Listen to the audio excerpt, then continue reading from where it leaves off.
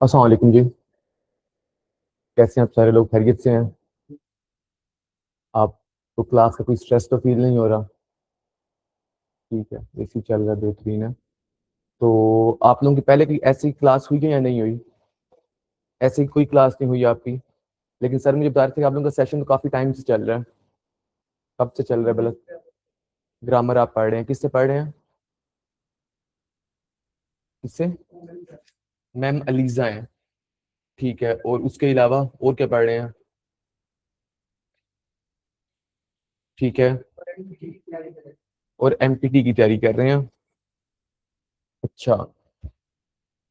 फिर मेरे साथ आपका तारुफ होगा भी। बाकी मजीद मुख्तसर तारुफ यही है कि उसामा नाम है मेरा, और सी एस 2025 मेरा रिसेंटली क्वालिफाई हुआ है, और उसमें मेरी 15th पोजीशन थी।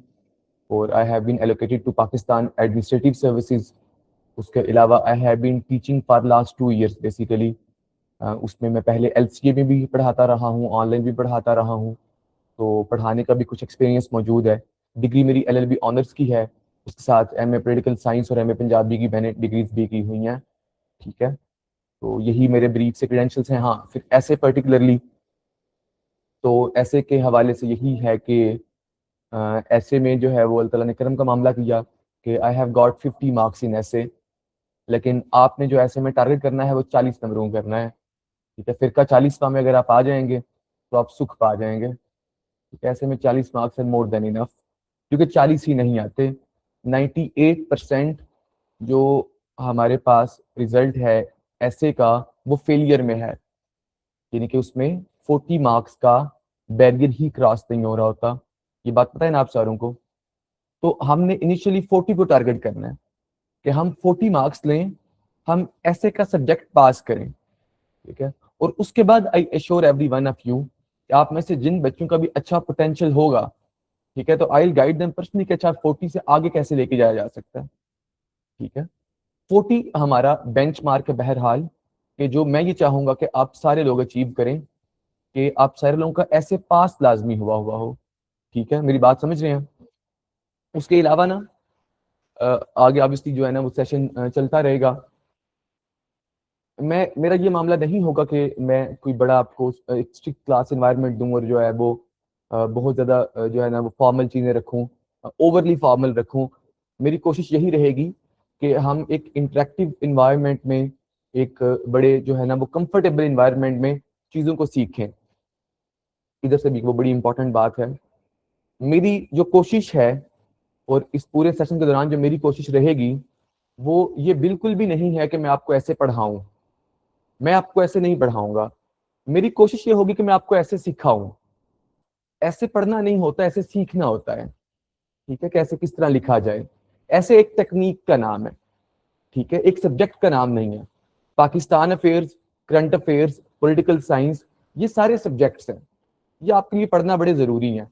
ये आप पढ़ेंगे, मेमोराइज करेंगे, लिखेंगे, आपके नंबर आ जाएंगे। ऐसे आपको सीखना पड़ेगा कि ऐसे की टेक्निक्स है क्या, इसमें किस तरह से ऐसे को डी कोड किया जाता है, किस तरह से आउटलाइन बनाई जाती है, कैसे इंट्रोडक्टरी पैराग्राफ लिखना है, कैसे बॉडी पैराग्राफ्स लिखने हैं, कैसे ट्रांजिशन करनी है, किस तरह से कंक्लूड करना है। पैराग्राफ्स के अंदर ऐसी कौन सी चीजें हैं जिनसे एक पैराग्राफ जो है वो एक ऑर्डिनरी पैराग्राफ से एक अच्छा सॉलिड पैराग्राफ जो है वो बनता है। टेक्निक्स हैं ऐसे की। ठीक है। और फिर ऐसे में बहुत ज्यादा डाइवर्सिटी है। मैं आपको मिसाल दे देता हूँ। एक ऐसे आ जाता है 26th अमेंडमेंट, अ ब्लेसिंग और अ कर्स। ठीक है। अब इसमें दोनों तरह के स्टांस लिए जा सकते हैं। हो सके आप कह रही हो कि 26th amendment is a blessing, आप कहें कि इट इज अ कर्स। ये दोनों लोग ऐसे पास कर सकते हैं, दो बिल्कुल ऑपोजिट स्टांसेस के साथ। वो बिल्कुल डिफरेंट बात कर रहे होंगे। वो कह रहे होंगे कि बड़ी ब्लेसिंग है 26th अमेंडमेंट, ये कहेंगे कि बिल्कुल डिजास्टर है पाकिस्तान के लिए। स्टिल ये दोनों लोग ऐसे पास कर लेंगे, गिवन डेट, प्रोवाइडेड डेट कि इनकी लैंग्वेज ठीक हो, इनके आर्गुमेंट स्ट्रांग हो, इनका ऐसे का स्ट्रक्चर अच्छा हो। ठीक है। तो इसी वजह से वो बात वापस दोबारा आ जाती है कि ये सब्जेक्ट है नहीं है। सब्जेक्ट में चीजें रिजिड होती हैं। ये एक टेक्निक है, एक आर्ट है, जिसमें चीजें फ्लूइड हैं, डायनेमिक हैं। आपने अपने मुताबिक चीजों को अलाइन करना है। ठीक है। और इसी वजह से इसकी जो आप सारों की लर्निंग होगी, वो भी मुख्तलिफ होगी। ठीक है, इसमें आप लोगों का आपस में उस तरह से कंपटीशन नहीं है। आप एक डिफरेंट तरह से ऐसे पास कर सकते हैं, आप एक डिफरेंट तरह से कर सकती हैं। ठीक है, इस तरह कोई भी और स्टूडेंट एक डिफरेंट तरह से ऐसे पास कर सकता है। आपके राइटिंग स्टाइल्स डिफरेंट हो सकते हैं, आपके पर्सपेक्टिव्स डिफरेंट हो सकते हैं, आपका लैंग्वेज जो है उसकी फ्लुएंसी, उसकी जो आर्टिकुलेशन है वो डिफरेंट हो सकती है। जो ऑब्वियसली आप ऐसे चूज करते हैं वो टॉपिक्स ऑब्वियसली आप सारों के डिफरेंट होंगे। आप सारे फिर भी जो है ना वो जो कुछ कंडीशंस हैं, बेंचमार्क्स हैं, वो पूरे कर लेंगे तो ये पास था ऐसे। तो आपका आपस में इसमें उस तरह से कंपटीशन नहीं है। ठीक है, जिस तरह से अमूमन बाकी सब्जेक्ट्स में होता है। तो आज चूंकि एक इंट्रोडक्टरी क्लास है, इसमें हमने बुनियादी बातें ही करनी है। तो अच्छा, चलें, ये बड़ा अजीब सा एक मामला है। ठीक है, अच्छा, आज की ना मेरी क्लास में ना मैं आपको ऐसे का एक तो जो है ना वो सारा ओवरव्यू दे दूंगा। ठीक है, ऐसे का हम इस क्लास में एक ओवरव्यू कर लेंगे। जो बेसिक्स हैं वो हम आज की इस क्लास में डिस्कस करेंगे। ठीक है, और इसके अलावा जो है ना हम ऐसे के हवाले से जो मिथ्स हैं उन मिथ्स को हम जो है ना वो बर्स्ट करेंगे, उनको हम एड्रेस करेंगे। ये हमारा आज की इस क्लास का एजेंडा है। हमने ओवरव्यू लेना है ऐसे के हवाले से, सिर्फ ओवरव्यू, बिल्कुल बुनियादी बातें। ठीक है, और अगली चीज के हमने जो ऐसे को लेके आप सारे मुझे बताएंगे, अच्छा आपको ऐसे के हवाले से ये बात सुनने को मिली है, अच्छा आपका ऐसे को लेके ये क्वेश्चन एग्जिस्ट करता है। ठीक है, वो हम इस क्लास में उसको डिस्कस कर लेंगे। अच्छा, ऑनलाइन जो स्टूडेंट्स मौजूद हैं उनके भी जो भी क्वेश्चंस होंगे वो आप कमेंट बॉक्स में भेज देंगे, और वहां से मैं आपके जो क्वेश्चंस हैं उनको जो है वो एड्रेस कर दूंगा। कमेंट बॉक्स जो है वो ओपन करवाएं। डाटा कलेक्शन में इशू है। मैं ये सारी चीजें जो है ना वो आपसे ना डिस्कस करता हूँ। ठीक है, ये आ गया, चैट बॉक्स आ गया। चलिए, पहले मैं ना आपको ऐसे का एक बेसिक ओवरव्यू देता हूँ। ऐसे है क्या, वेरी बेसिक। इससे पहले तो कोई बात नहीं आएगी, यहीं से स्टार्ट करना, ऐसे है क्या। अच्छा, आप बताएं, आपके ख्याल में, मिस आप लास्ट बैठी हैं, आप आपके ख्याल में ऐसे क्या है, बताएं। मतलब टेस्ट नहीं है, आपका ओपिनियन है सिर्फ। हाँ जी, ठीक है, दरवाजा ना बंद कर रहे हैं मुकम्मल, किसी टॉपिक एक्सप्लेन करना। ठीक है, बिल्कुल ठीक है, आप बताएं। ठीक है, बिल्कुल ठीक है, आप बताएं मिस।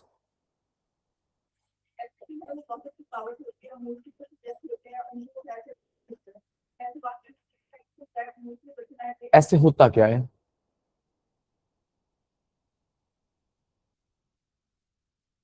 चलिए, आप बताएं मिस।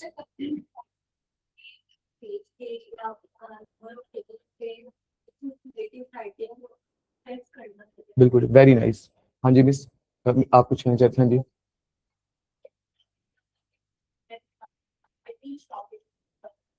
बिल्कुल ठीक है, बिल्कुल ठीक है, हाँ जी। Very nice, very nice. बिल्कुल, जो है ना ये जो सारी बातें हैं ना, ये सारी बातें ठीक हैं। उसी तरह जिस तरह मैं आपको पहले कहा था कि ऐसे ख्याल से बड़ी सारी मल्टीपल डायमेंशन मिस कहती हैं, ये सारी भी ऐसे की जो आपने सारों ने बातें की है ना, डिफरेंट डायमेंशंस को जो है ना वो हाईलाइट कर रही हैं। अ, चलिए, सीएसएस की जर्नी थी, सारा मामला था। उससे पहले I I was actively involved in the debates. ठीक है, ड्यूरिंग माय यूनिवर्सिटी ईयर। तो मैंने ऐसे को ये समझा है कि essay is a grand debate. एक डिबेट है, आपको कोई टॉपिक दे दिया गया, कोई भी टॉपिक, प्रायोरिटी था name is women, hope the greatest driving force, CPEC, an economic transformative opportunity for Pakistan.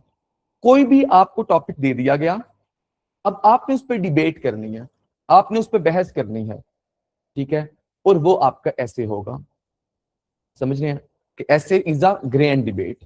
ये मेरी अपनी ऐसे की अंडरस्टैंडिंग है। अलबत्ता इसको हम मजीद फॉर्मलाइज भी कर सकते हैं।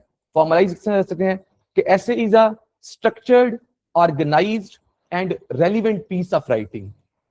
Structured, organised and relevant piece of writing, इसकी फॉर्मल डेफिनेशन होती है। स्ट्रक्चर्ड के एक प्रॉपर स्ट्रक्चर में चलेगा। ठीक है, ऐसे स्ट्रक्चर के बगैर कभी भी नहीं होता।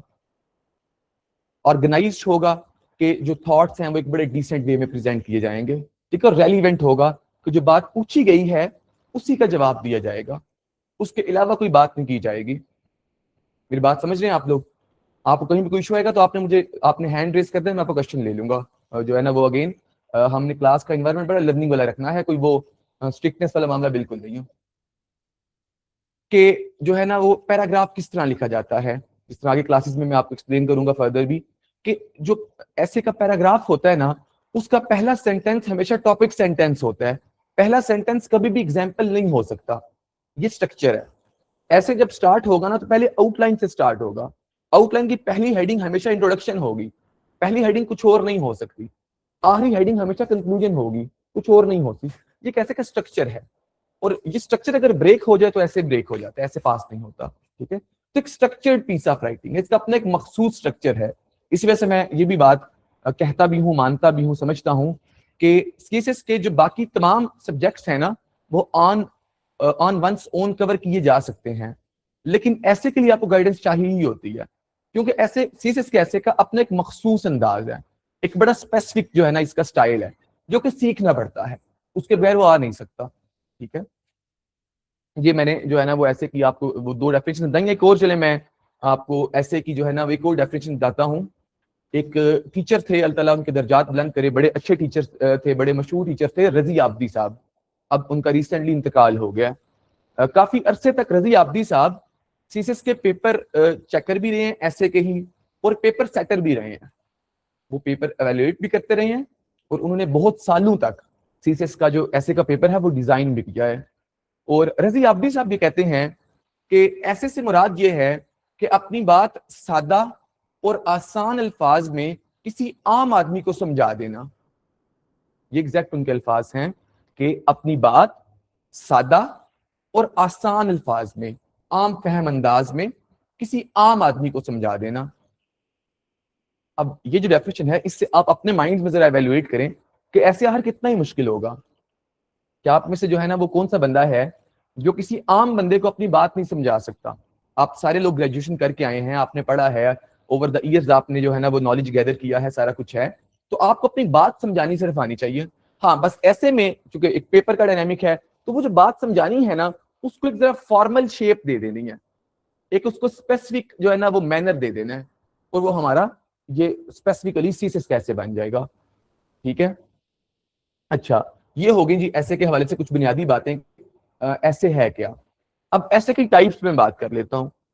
अच्छा, इसमें ना एक और बात फिर यहाँ पे ऐसे की टाइप्स बताने से पहले मैं आपको बताऊं तो वो ये है कि ऐसे के हवाले से जितनी भी बातें हैं इनमें बड़ी डाइवर्सिटी है, हर बंदे का एक डिफरेंट ओपिनियन है, और वो सारे ओपिनियंस ठीक हैं, कोई भी ओपिनियन गलत नहीं है। मैं ये समझता हूं कि ऐसे को ब्रॉडली दो टाइप्स में डिवाइड किया जा सकता है। कितने टाइप्स में? दो टाइप्स में, एक डिस्क्रिप्टिव ऐसे और एक एनालिटिकल ऐसे। आप में से जो नोट डाउन कर रहे हैं वो अपने पास के नोट डाउन कर लें, ठीक है। एक डिस्क्रिप्टिव ऐसे और दूसरा एनालिटिकल ऐसे। डिस्क्रिप्टिव ऐसे वो वाला ऐसे होगा जिसमें कोई टॉपिक आपको दे दिया जाता है और आपने उसको उसको बयान कर देना है, उस पे आपने जितना भी आपके पास नॉलेज है ना वो नॉलेज प्रेजेंट कर देना है, और वो आपका ऐसे बन जाएगा, ठीक है। डिस्क्रिप्शन है वो सारी की सारी। मैं आपको ना मिसाल दे देता हूं कि CPEC colon a game changer for Pakistan. CPEC colon a game changer for Pakistan. एक और मैं मिसाल लिख रहा हूं जो कि बेसिकली पीएमएस में एग्जैक्टली ऐसे आया हुआ है, वो था इनटॉलरेंस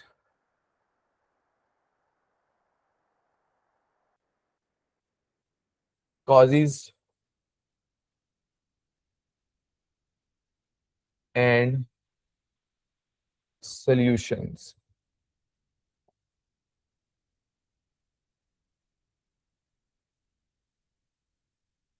ये दोनों डिस्क्रिप्टिव एसेज हैं, इनमें आपको टॉपिक दे दिया गया। अब इस पे आपने अपना जो मिस आपको नजर नहीं आ रहा तो आप यहाँ आ सकती हैं, ठीक है। और इन टॉपिक्स पे आपके पास जो भी नॉलेज होगा वो आप प्रेजेंट कर देंगे एक स्ट्रक्चर्ड अंदाज में अगेन, और आपका ऐसे तैयार हो जाएगा।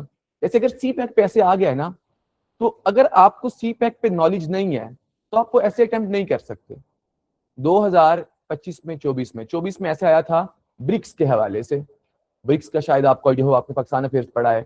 तो अब ब्रिक्स का जिस बच्चे के पास नॉलेज नहीं है वो ब्रिक्स पे ऐसे अटेम्प्ट नहीं कर सकता, ठीक है। तो ये होते हैं कुछ डिस्क्रिप्टिव एसेज, जिसमें जो है ना ऐसा टॉपिक दिया जाता है जिसपे आपने बेसिकली अपना नॉलेज प्रेजेंट करना है एक ऑर्गेनाइज्ड अंदाज में, कोहेरेंट अंदाज में, स्ट्रक्चर्ड अंदाज में, ठीक है। ये होता है डिस्क्रिप्टिव ऐसे। और डिस्क्रिप्टिव ऐसे का अमूमन स्ट्रक्चर ये होता है introduction, decoding, number one introduction, number two decoding, decoding slash लगा के डेफिनेशन भी लिखते हैं साथ ही। Number one introduction, number two definition slash decoding, number three causes, number four impacts, and number 5 solutions, causes, impact, solutions, ठीक है। हाँ, और number 6 conclusion, introduction, definition, causes, impacts, solutions, conclusion. Descriptive ऐसे मोर और लेस इसी स्ट्रक्चर के आसपास घूमता है कि उसमें से पहले इंट्रोड्यूस करा जाता है कि ये है क्या चीज, आगे उसकी डेफिनेशन बता दी जाती है, उसकी कॉजेज बता दी जाती हैं, सॉल्यूशंस बता दी जाते हैं, कंक्लूड करने के बाद अमूमन सारे जो होते हैं ना डिस्क्रिप्टिव एसेज वो इसी के आसपास घूम रहे होते हैं। हाँ, अलबत्ता इसमें एक बात याद रखें कि इसमें डिस्क्रिप्टिव एसे का एक जनरल जो स्ट्रक्चर है वो जो यही रहता है, लेकिन according to the nature of the statement emphasis बदल सकता है। मैं यही जुमला रिपीट कर रहा हूं, इसका एक जनरल स्ट्रक्चर यही है, लेकिन according to the nature of the statement given in the paper जो हमारा एम्फेसिस है वो बदल सकता है। यानी कि शायद किसी ऐसे में हम कॉजेज पे ज्यादा तवज्जो दे रहे हों, सॉल्यूशंस पे ज्यादा तवज्जो दे रहे हों, इम्पैक्ट्स छोड़ रहे हों। किसी ऐसे में हो सकता है हम इम्पैक्ट्स पे ज्यादा तवज्जो दे रहे हों, सॉल्यूशंस पे ज्यादा तवज्जो दे रहे हों, कॉजेज छोड़ रहे हों, ठीक है। लेकिन जो डिस्क्रिप्टिव ऐसे है उसका अंदाज यही रहता है, उसका एक जनरल फार्मूला यही है। मेरी बात समझ रहे हैं आप लोग? इस टॉपिक के अकॉर्डिंगली मैं आपको बताता हूं। CPEC a game changer for Pakistan, introduction, decoding या डेफिनेशन पे भी लेके जा सकते हैं, ठीक है। अमूमन जो डेफिनेशन होती है वो टर्म्स की होती है, डिकोडिंग टर्म के अलावा चीजें होती हैं उनकी डिकोडिंग होती है, ठीक है। उसके बाद कॉजेज, अब जो है ना वो इस टॉपिक में ये कॉजेज का पैराग्राफ नहीं आएगा क्योंकि कॉजेज होते हैं अमूमन किसी इशू के। CPEC is not an issue, ठीक है। यहाँ पे कॉजेज का पैराग्राफ हम स्किप कर देंगे। और अगेन इससे वो बात मेरी वापस मैं रिपीट कर रहा हूं कि हमारा एम्फेसिस बदल सकता है, ठीक है। Causes, impacts and solutions. अब इम्पैक्ट्स जो है ना वो ये स्टेटमेंट है सारी। अगली जो हमारी कॉजेज की हेडिंग हमने स्किप कर दी, जो आगे हमारा इम्पैक्ट्स वाला फ्रेमवर्क है ना कि इम्पैक्ट्स में असरात। तो हम जब सी पैक के असरात बताएंगे तो वाज़ेह हो जाएगा कि कैसे it is a game changer for Pakistan. हम बताएंगे कि it is providing economic opportunities to Pakistan, it is providing jobs to the people of Pakistan, it is bringing in foreign direct investment in Pakistan, it is resulting in the development of infrastructure in Pakistan, it is resulting in the development of industries in Pakistan, it is strengthening the economy of Pakistan, it is strengthening Pakistan's stature in the Committee of Nations।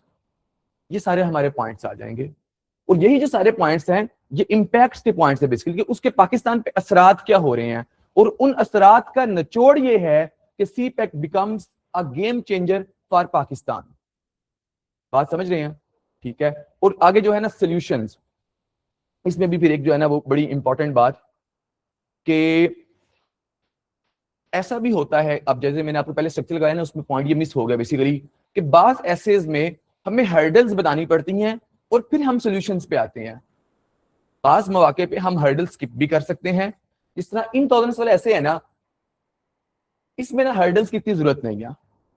ये जब सी pack वाले ऐसे है ना, हमने causes वाला paragraph छोड़ दिया पूरे का पूरा क्योंकि इसके कॉजेज वाला बनता नहीं है। अब हमने बहरहाल लेंथ भी पूरी करनी है। सीएसएस में जो आइडियल लेंथ है वो 2500 वर्ड्स हैं, 2500 वर्ड्स जो हैं वो 25 पैराग्राफ्स पे पूरे होते हैं, और 25 पैराग्राफ्स के लिए आपको 25 पॉइंट्स चाहिए। मेरी बात समझ रहे हैं आप लोग? तो हम फिर जो है ना डाइवर्सिटी लेके आते हैं अपनी मेन हेडिंग्स में, ताकि हम अपने आर्गुमेंट्स बढ़ा सकें। जिस तरह हमने यहाँ पे इम्पैक्ट्स तो बता दिए, हम शायद वो 6-7 ही बताएं, तो हम 6-7 अगर सिर्फ इम्पैक्ट्स बता दें, 3-4 सोल्यूशन बता दें, तो हमारे टोटल पॉइंट्स बने तकरीबन 14-15 पे हमारे ऐसे पास नहीं हो सकता। तो अब हमने अपनी लेंथ पूरी करने के लिए कुछ चीजें ऐड भी तो करनी है, तो हम सी तक जैसे ऐसे में हर्डल्स ऐड कर सकते हैं। और ये जो फ्रेमवर्क है ना डिस्क्रिप्टिव एसेस का, इसमें हर्डल्स वाला पॉइंट भी ऐड कर लें कि जहां पे जरूरत होगी हम हर्डल्स वाला पॉइंट लेके आ सकते हैं। हमने बताया कि सी पैक के जो है ना वो कैसे क्या इम्पैक्ट्स हैं, जिन इम्पैक्ट्स की वजह से CPEC is a game changer for Pakistan. आगे हम ले आएंगे hurdles which hurdles because of which CPEC is not currently fully developed in the country. 3-4 hurdles दी, आगे solutions दे देंगे, solutions for ensuring that CPEC proves the game changer for Pakistan. 3-4 solutions दे देंगे, conclude कर देंगे। बात समझ रहे हैं? ये है डिस्क्रिप्टिव एसेस का स्टाइल। इससे आगे भी मैं लेके चलता हूँ, और उससे पहले जो है ना वो आप मुझे बताएंगे, ठीक है, आपसे पीछे कि डिस्क्रिप्टिव एसेस का एक जनरल फ्रेमवर्क क्या है। जनरली जो डिस्क्रिप्टिव एसेस हैं उनका स्टाइल क्या होता है भाई? हाँ, आगे उसके बाद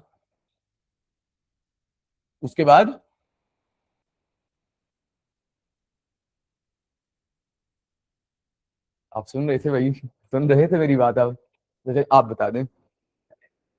ठीक है, आप सारों ने भी सुननी है बात, आपकी रिवाइज हो रही है, डिकोडिंग करें। बिल्कुल ठीक है, ठीक है। हाँ, बिल्कुल ठीक है, बिल्कुल ठीक है, बिल्कुल ठीक है, बिल्कुल ठीक है। परफेक्ट परफेक्ट, क्लैपिंग करें भाई के लिए सर। वेरी गुड, अप्रिशिएट करने की दूसरे को अच्छी चीज है। सीटें बड़ी हैं, 170 सीटें इस साल आई थी, बड़ी सीटें, आप सारों को सीट मिल सकती है अगर आप एफर्ट करें तो। डिस्ट्रिक्टिव एसेस, अच्छा चलेंगे। एक मैंने आपको ओवरऑल बेसिकली मैं आपको टाइप समझा रहा हूँ। हाँ जी, हम क्रिटिसाइज नहीं करेंगे, हम कहेंगे वो हर्डल्स कौन सी हैं जिनकी वजह से सीपैक अभी तक मुकम्मल नहीं हो सका। मेरी बात समझिए, ठीक है। इस तरह हम ये कह सकते हैं, जिस तरह ब्रिक्स जो है, ब्रिक्स का पता है ना आपको, एक ऑर्गेनाइजेशन है, तो उसमें अगर हम हर्डल्स लिखेंगे तो हम लिखेंगे वो क्या हर्डल्स हैं जिनकी वजह से जो ब्रिक्स है वो अभी तक एक कामयाब ऑर्गेनाइजेशन नहीं बन सकी। मेरी बात समझ रही है? ठीक है, जो है ना हम बतौर मिसाल एनर्जी इश्यूज इन पाकिस्तान में बात कर रहे हैं, तो हम हर्डल्स में लिखेंगे कि ऐसी कौन सी हर्डल्स हैं, वो कौन सी रुकावटें हैं जिनके सबब पाकिस्तान का एनर्जी क्राइसिस का इशू आज तक रिजॉल्व नहीं हो सका। ठीक है, हम क्रिटिसाइज नहीं कर रहे। और यहाँ पे इसके साथ ही ना एक एक अपने पास जो है ना वो एक फ्रेमवर्क, एक रूल ऑफ थंब लिख लें कि ऐसे में बतौर खास और बाकी तमाम सब्जेक्ट्स में अमूमी तौर पे हमने एक पॉजिटिव आउटलुक लिखनी है। हमने एक पॉजिटिव ओरिएंटेशन के साथ जो है एक मुस्बत इंसान के तौर पे चीजों को डिस्कस करना है। हमने नेगेटिविटी पे बातें नहीं करनी। हम ऐसे में बतौर खास और बाकी तमाम सब्जेक्ट्स में अमूमी तौर पे कि आपका जो एक इमेज रिफ्लेक्ट हो रहा हो वो एक पॉजिटिव इंसान का हो। ठीक है, और पॉजिटिव इंसान वो तो नहीं होता जिसको रुकावटें नजर ही नहीं आती, वो रुकावटों को भी देखता है एक मुस्बत अंदाज में कि ये रुकावटें हैं, इनको कैसे दूर किया जा सकता है। ठीक है, जिस तरह ऐसे में ना मैं चले वो बात से बात निकल आती है।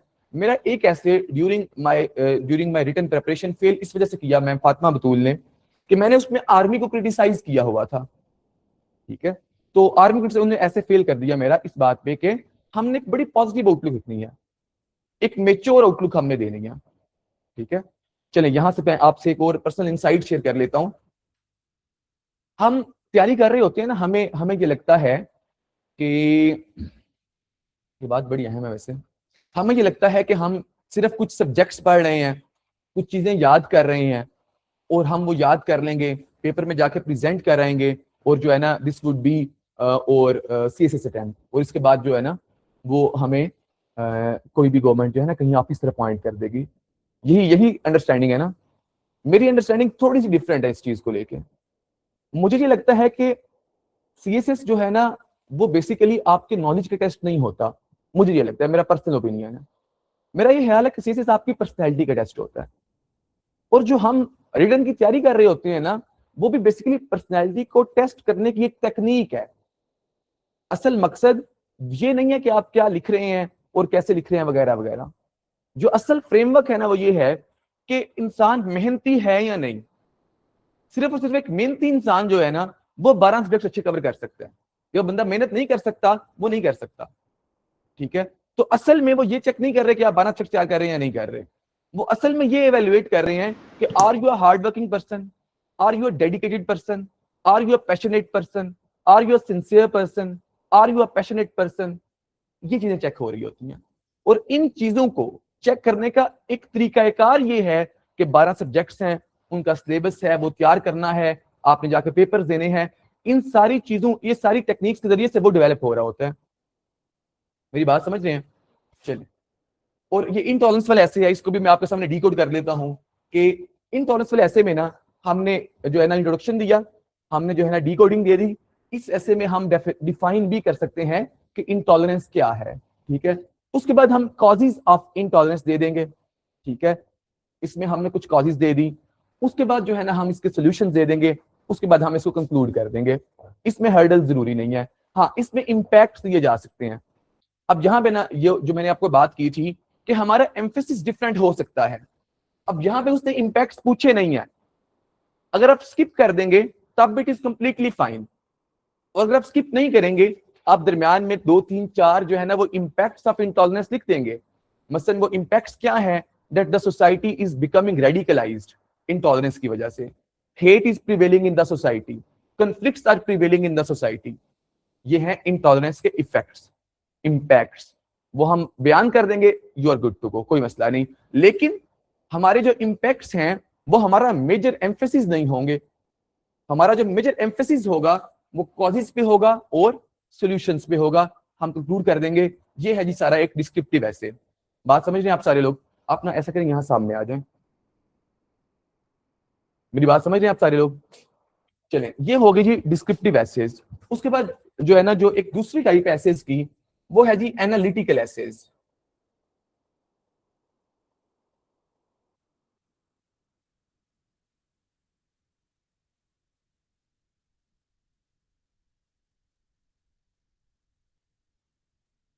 एनालिटिकल एसेज वो होते हैं जिनमें आपको कोई टॉपिक दे दिया जाता है, जिसको आपने एनालाइज करना है, जिसपे आपने अपना ओपिनियन देना है, जिसपे आपने अपनी आर्गुमेंटेशन करनी है। समझ रहे हैं बात को? वो होते हैं एनालिटिकल एसेज। मैं मिसाल देता हूं, इज जेंडर इक्वालिटी या मिथ और रियलिटी? ये टॉपिक है, आपसे पूछ लिया गया। अभी 2026 के जब एग्जाम्स हुए हैं, तो एग्जैक्टली जो पहला टॉपिक था उसमें वो इससे मिलता जुलता था कि youth bulge a dividend or a disaster for Pakistan. वो आपसे पूछ रहा है कि आया कि जो यूथ बल्ज है, पाकिस्तान में आबादी का बढ़ना है, ये पाकिस्तान के लिए एक असासा है या एक जो है ना बड़ा तबाहकुन मामला है। अब वो आपको कह रहे हैं कि आप एनालाइज करें और आप मुझे बताएं कि आपका क्या टेक है। ठीक है, इसमें हमने एक साइड लेनी होती है और उसको हमने प्रूव कर देना होता है। हम जो दूसरी साइड है, दूसरा जो है ना वो ओपिनियन है, उसको भी लिख सकते हैं थोड़ा सा, लेकिन हमने उसको भी लिखना इस अंदाज में होता है कि ये मेरा ओपिनियन है, मुझे पता है कि इसके ब्रक्स ये भी ओपिनियन एग्जिस्ट करता है, लेकिन वो जो वाला ओपिनियन है, मैं उससे इन वजूहात के सबब एग्री नहीं करता, और मेरा ओपिनियन बहरहाल यही है। ये हमारा एनालिसिस का एक पूरा स्टाइल बन जाता है। जो एनालिटिकल एसेज है ना, उनका जो, जिस तरह मैंने आपको डिस्क्रिप्टिव एसेज का एक जनरल फ्रेमवर्क दिया है, उसी तरह से एनालिटिकल एसेज का जनरल फ्रेमवर्क ये है: introduction, decoding, introduction, decoding, argumentation in favour, argumentation in favour of your own viewpoint, of your own stance.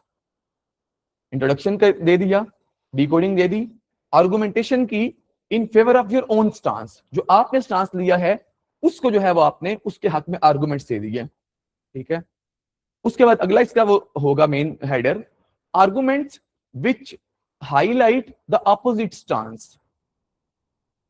Arguments which highlight the opposite stance. और इससे अगला फिर rebuttal of the opposite arguments, rebuttal of the opposite arguments, introduction, decoding, arguments which prove your view point, your stance, उसके बाद arguments which highlight the other view point, the other stance. अब चलें मैं बताता हूं आपको, उससे लिख लें फिर बताता हूं। उससे आगे जो है ना वो rebuttal of the opposite arguments, उसके बाद कंक्लूजन, उसके बाद कंक्लूजन। अब यहां पे मैं आपको ना वो एक न्यूएंस बता दूं, जो है ना वो आहिस्ता आहिस्ता आप भी चीजें समझना शुरू कर देंगे। अभी तो पहली क्लास है, इवेंचुअली हम अपनी ऑब्वियसली कमांड डेवलप करेंगे। जो मैंने यहां पे लिखवाया है, मैंने दूसरा पॉइंट क्या लिखवाया है, आप बोल के मुझे बताइएगा। तीसरा point, sorry, arguments in favour. इसके अलावा मैंने इसके लिए अल्फाज यूज किए हैं इसी के लिए, arguments which prove your view point, यही लिखवाया था। जो वो आपकी बात बिल्कुल ठीक है, जो आप लिखे वो गलत नहीं है। अलबत्ता जो मैंने दूसरे आर्गुमेंट्स किए उनके लिए मैंने क्या अल्फाज यूज किए थे, आर्गुमेंट्स विच, इससे अगला पॉइंट। अब इन दोनों वर्ड्स का ना डिफरेंस, डेलिब्रेट डिफरेंस है मेरा, कि जो मैं बात कर रहा हूं वो मैं प्रूव कर रहा हूं, जो दूसरों की बात है वो मैं सिर्फ हाईलाइट कर रहा हूं, वो प्रूव नहीं मैं कर रहा। मैं उससे एग्री नहीं करता, वो मैं प्रूव कर दूं तो मैं तो अपनी बातों से मुकर गया। मेरी बात समझ रहे हैं कि नहीं समझ रहे? जो मेरी अपनी बात है, जिस बात के हक में मैंने स्टांस ले लिया, उसको तो मैं यही कह रहा हूं कि ये मैं प्रूव कर रहा हूं। दूसरा मैं सिर्फ हाईलाइट कर रहा हूं कि ये भी एग्जिस्ट करती है, मैं एग्री नहीं करता। ठीक है, वो हाईलाइट हो रहे हैं, सिर्फ प्रूव नहीं हो रहे। ठीक है, और इवन ऐसे कि जब हम आगे पूरे पैराग्राफ सीख रहे होते हैं ना, तो हमारा उसमें भी अंदाज ये रहता है कि हाँ ये भी बस लोग बातें करते हैं, क्योंकि हम उसके हक में नहीं है। ठीक है, जिस तरह अगेन 26-27 की बात हो रही थी, अगर हमने उसकी फेवर में स्टांस ले लिया तो हमने उसकी फेवर में आर्गुमेंट्स देने हैं। और फिर आगे हमने जो अपोजिट व्यू पॉइंट हाईलाइट करना है वो यही है कि क्रिटिक्स आर्गू कि इसका ये भी मसला है। हम नहीं आर्गू वो जो है ना उससे एग्री करते, लेकिन क्रिटिक्स कहते हैं कि अच्छा ये भी मसले इसके हैं। मेरी बात समझ रहे हैं? तो ये होता है सारा एनालिटिकल ऐसे। इसमें जैसे जो है ना वो इसकी एग्जांपल्स में यही लिख लें, जो है ना youth bulge, dividend or a disaster for Pakistan. Youth bulge colon a dividend or a disaster for Pakistan question mark.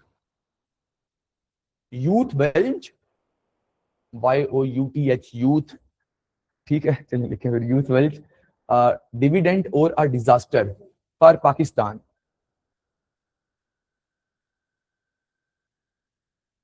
Hasan Shadab, आपने अच्छा रिप्लाई कर दिया आयशा को ऑनलाइन में कि जो आप क्रिटिसिज्म करते हैं वो कंस्ट्रक्टिव क्रिटिसिज्म होना चाहिए। बिल्कुल ठीक बात की आपने। तो ये है जी एनालिटिकल ऐसे का एक जो है ना जनरल सा फ्रेमवर्क, और इसकी एग्जांपल आ गई ये यूथ बल्ज वाला ऐसे। जब इसमें ना मैं आपको एक मजेदार बात बताऊं, आपने ना अपनी जो कमांड बिल्ड करनी होती है वो इन दोनों पे करनी होती है, डिस्क्रिप्टिव पर भी और एनालिटिकल पर भी। लेकिन इवेंचुअली जब आपकी कमांड बिल्ड हो जाती है ना, तो आप इन दोनों को आपस में ना इंटरचेंज भी कर सकते हैं। कि हो सकता है कि ऐसे जो आया हुआ हो वो डिस्क्रिप्टिव आया हुआ हो, लेकिन आप उसको इवन जो है ना वो एड्रेस कर सकते हैं, उस ऐसे को लिख सकते हैं इन द एनालिटिकल स्टाइल।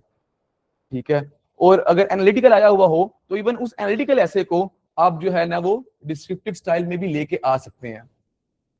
ठीक है, लेकिन वो ओवर द टाइम जब आप इनकी सेपरेटली एक कमांड डेवलप कर लेंगे, फिर आपको जो है ना वो पता चल जाएगा उसको कि वो इस चीज को करना कैसे पॉसिबल है, पॉसिबल होता है। लेकिन नॉर्मली जनरली इनिशियल स्टेज पे हमने यही करना है कि जो प्योरली नॉलेज बेस्ड ऐसे हैं वो डिस्क्रिप्टिव एसेज हैं, और जो आर्गुमेंटेशन बेस्ड एसेज हैं वो एनालिटिकल एसेज हैं। ठीक है, अब इसमें शायद आपके जहनों में वो हो कि जो एसेज आते हैं लिटरेरी एसेज। ठीक है, जो लिटरेरी एसेज है ना वो भी मेरे ख्याल में, मेरी राय में, इन्हीं दोनों डोमेन्स में से किसी एक में जाके फॉल कर सकते हैं। मैं आपको मिसाल देता हूं, hope colon greatest driving force, ये एग्जैक्टली ऐसे का टॉपिक है in the previous years. Hope the greatest driving force, कि होप, उम्मीद जो है वो इंसान को हमेशा चलाए रखती है। अब मैं ये समझता हूं कि ये बेसिकली ना इन इट्स एसेंस एक डिस्क्रिप्टिव ऐसे है। आपने पूरा डिस्क्राइब कर देना है कि कैसे होप जो है वो एक ग्रेटेस्ट ड्राइविंग फोर्स है। ये इंसान को मोटिवेशन देती है, ये इंसान को रेजिलिएंट बनाती है, ये इंसान को मुश्किल हालात में जो है वो विथस्टैंड करना सिखाती है। इससे इंसान के अंदर पेशेंस भी आता है, इससे इंसान के अंदर एक जो लर्निंग माइंडसेट है वो भी डेवलप होता है, इससे इंसान की फॉरवर्ड लुकिंग अप्रोच भी होती है। सारे हमने उसके हक में पॉइंट्स दे दिए। जिससे साबित हमने कर दिया कि hope is the greatest driving force. ठीक है, तो हमने बेसिकली डिस्क्राइब ही किया, पूरा डिस्क्राइब कर दिया। ठीक है, और इवन जो है ना इस तरह एनालिटिकल में जो है ना, मैं आपको एग्जांपल दूं तो जेंडर वाला ऐसे, ठीक है, जो है ना जिस तरह जो एग्जैक्ट स्टेटमेंट है कि frailty thy name is women, ये भी 2025 कैसे है, frailty thy name is women, ये शेक्सपियर के प्ले है हैमलेट, उसकी लाइंस हैं। ठीक है, तो ये एक बेसिकली जो है ना वो एक एनालिटिकल ऐसे है, इसमें आपने एनालाइज करना है कि आया कि खवातीन वीक हैं या नहीं है। फ्रेलिटी का मतलब होता है वीकनेस। ठीक है, तो खवातीन वीक हैं या नहीं, हम एनालाइज कर देना। इवन दो अपेरेंटली एक लिटरेरी ऐसे है, एक लिटरेरी स्टेटमेंट दी गई है, एक फिगरेटिव ऐसे है, लिटरेरी एसेज को फिगरेटिव एसेज भी कहते हैं। तो उसकी स्टेटमेंट तो उसी तरह की है, लेकिन वो बेसिकली एक एनालिटिकल ऐसे है in its essence, in its roots. एक और बड़े इसकी बड़ी अच्छी वो मिलकर मिसाल है, एक ऐसे आया था 2023 में, do not waste water even if you are at a running stream. ठीक है, अब ये एग्जैक्ट स्टेटमेंट थी, तो ये इन से एक डिस्क्रिप्टिव ऐसे था वाटर इश्यूज पे, या वाटर जो है ना वो वाटर स्कार्सिटी पे। स्टेटमेंट बड़ी डिफरेंट सी थी। ठीक है, लेकिन इन इट्स एसेंस वो वाटर स्कार्सिटी का ऐसे था। उसमें हमने करना क्या था, causes of water scarcity, impacts of water scarcity और solutions to address water scarcity in the world. वो हमारा ऐसे वही था, बस स्टेटमेंट का अंदाज बदल गया था। ठीक है, हाँ, इसके साथ तक कुछ एसेज होते हैं जो प्योर लिटरेरी एसेज होते हैं। वो प्योर लिटरेरी एसेज कौन से हैं, जिस तरह एक ऐसे अगेन पास्ट में आया हुआ है कि जायज ऑफ लिटरेचर इन लाइफ या wonders of literature in life. ठीक है, कि किताबें पढ़ने के, लिटरेचर पढ़ने की जिंदगी में क्या मुस्बत असरात होते हैं। तो मैं इन एसेज को समझ कि ये प्योर लिटरेरी एसेज हैं। इवन तो ये भी जो एसेज है ना, इन दोनों में से किसी एक टाइप में लेके आए जा सकते हैं, लेकिन इन टाइप ऑफ ऐसे में जो प्योर लिटरेरी होते हैं ना, उनमें बस होता ये है कि हमने सर मैं ये बात मुकम्मल करके आता हूँ। तो इस तरह के जो एसेज हैं जो है ना, जो प्योर लिटरेरी हैं, उसमें बस एक मसला ये होता है कि इसमें हमने एग्जैक्ट रेफरेंसेस देने होते हैं। ठीक है, किन लोगों के जो लिटरेरी फिगर्स हैं, जिस तरह शेक्सपियर है इंग्लिश में, जो है ना वो बाकी जो लोग हैं, चार्ल्स डिकन्स है, हाँ क्या नाम लिया आपने, मल्टन जो है, इसकी बिल्कुल ये है, और इस तरह जो भी लोग हैं, इनके एग्जैक्ट रेफरेंसेस देने पड़ते हैं। और जिन लोगों का इंग्लिश लिटरेचर का बैकग्राउंड होता है, उनको इन लोगों का पता होता है, वो इन एसेस को अच्छा एड्रेस कर लेते हैं। जिन्हें इन लोगों का पता नहीं होता, वो इनको अच्छा एड्रेस नहीं कर पाते। तो इस वजह से ये इनको मैं समझिए ये वो प्योर लिटरेरी एसेज है जो उस सूरत में स्किप किए जा सकते हैं अगर आपका लिटरेचर का बैकग्राउंड नहीं है। मेरी बात समझ रहे हैं आप लोग? ठीक है, तो मैं आपसे अब ये पूछ लेता हूँ कि ये इनका जो है ना लिटरेचर का जो है ना वो एनालिटिकल एसेज का स्ट्रक्चर क्या है, और उसके बाद मैं आई वुड गो आउटसाइड और मैं वापस आऊंगा, तो हम जो मिथ्स हैं उन पे बात कर लेंगे, और बेसिकली जो आपके क्वेश्चंस होंगे वो हम एड्रेस करेंगे। आज का हमारा यही मामला होगा। हाँ जी, तो जो है ना अगेन आपसे अगर आप बुरा ना माने तो सवाल किया जा सकता है। वेरी गुड, बिल्कुल ठीक है, बिल्कुल ठीक है। रिबटल, रिबटल का मतलब क्या होता है? काउंटर करना, कि हम उसके आर्गुमेंट्स दिए रिबटल के, इसको उर्दू में कहते हैं जवाबुल जवाब। ठीक है, कि उसकी बात को हम रद्द कर रहे हैं, रिबटल, और इसके बाद कंक्लूजन। वेरी नाइस, क्लैपिंग करें सारे भाई के लिए। परफेक्ट, ठीक है जी। ये जो है ना इन चीजों, हाँ जी बिल्कुल हो सकता है। ठीक है, जिसमें जो जिसमें मैं आपको कंस्ट्रक्टिव क्रिटिसिज्म ना हम लेके आ सकते हैं अपने अपनी बात के दौरान। मैं आपको ना इसकी मिसाल देता हूँ। जिस तरह अगर ऐसे है ना, वुमेन, ठीक है, तो उसमें हमने एक एक पॉइंट हम ये लेके आ सकते हैं कि the reasons because of which women are considered to be weak. अब उसमें उस सारे पैराग्राफ में हम करेंगे क्या, हम क्रिटिसाइज करेंगे मिसोजिनिस्टिक कल्चर को, टॉक्सिक टॉक्सिक जो ट्रेडिशंस हैं उनको, पैट्रियार्कल रूट्स को। ठीक है, इन चीजों को हम क्रिटिसाइज कर रहे होंगे, और हमारी वर्डिंग में भी जो है ना डाइवर्सिटी आ सकती है। जिस तरह हमने जो है ना वो एक पूरी हेडिंग ये दी हुई है, मेन हेडिंग है, ये सब हेडिंग सेपरेट होंगी, मैं बात करूंगा। एक हमारी मेन हेडिंग थी कि the arguments which highlight the opposite view point. ठीक है, और अगली हेडिंग हम रिबटल की ये भी दे सकते हैं, criticism on the opposite view point.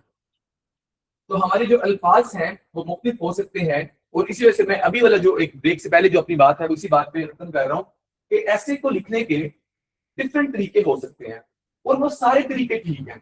आपने कोई एक तरीकाकार पकड़ना है, उसमें अपनी कमांड बिल्ड कर लेनी है कि इस तरीके से मैं बेहतरीन ऐसे लिख सकता हूँ, और ऐन मुमकिन है कि उस तरह से और कोई ऐसे ना लिखता हो, लेकिन आप उसमें ऐसे पास कर लेंगे। और I am an example my self, मैंने बहुत सारे टीचर्स से ऐसे पढ़ा, और इन मैन में उनसे किसी से एग्री नहीं था करता, और मैंने अपनी अप्रोच डेवलप कर ली, उन सारों को जमा करके, आसमान से कोई वो बनाई, वो उन सारों को जमा करके ना मैंने डिफरेंट अप्रोच बना ली, और उससे मैंने ऐसे लिखा और मेरे 50 नंबर आगे 40 मिनट है।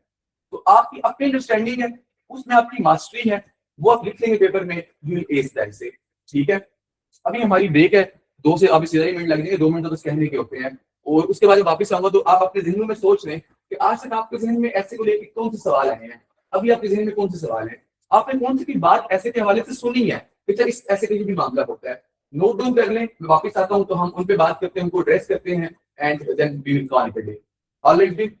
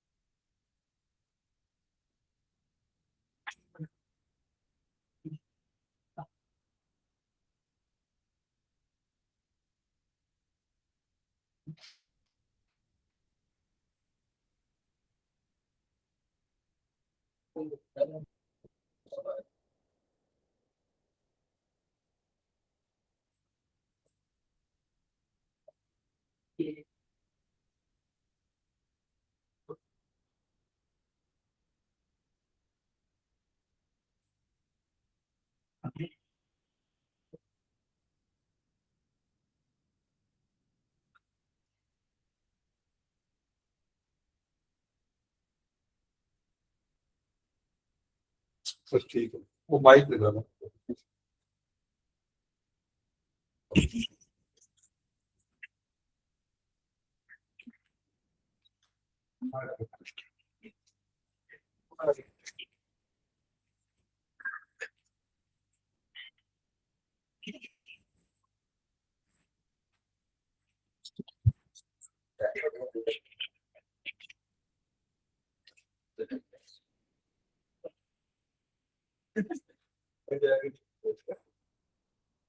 अच्छा जी, हमने अभी तक कैसे के हवाले से बुनियादी बातें की थी, ठीक है, और जो एक ओवरऑल फ्रेमवर्क था वो मैंने आपको समझाने की कोशिश की।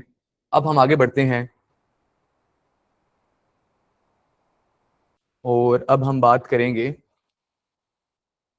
जो है ना वो ऐसे के हवाले से, जो भी आपके क्वेश्चंस हैं, जो भी मिथ्स आपने आज तक सुनी हुई हों उनके हवाले से।